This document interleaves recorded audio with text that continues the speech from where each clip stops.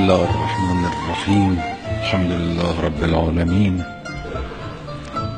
ولا عیش اهنأ من حسن الخلق.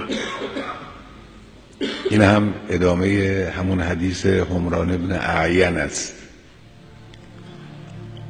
هیچ زندگی گواراتر نیست از حسن خلق، یعنی از زندگی که با حسن خلق همراه باشد.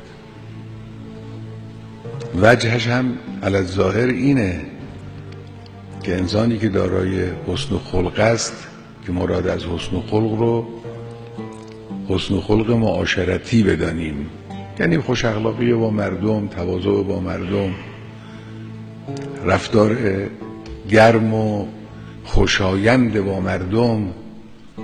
کسی که دارای این خصوصیت هست زندگی برای او آسانه، شیرینه، چون در محیط اجتماعی ارتباطات و برخوردها متقابل و متبادل است. شما اگر چنانچه تواضع کنید در مقابل دیگران با این چشم به شما نگاه میکنن که انسان متواضعی است. اگر تکبر بورزید با این چشم نگاه میکنن که انسان متکبری است. معلومه که همه آدمهای عالم از انسان متواضع بیشتر خوششون میاد تا انسان متکبر. صفحه 851.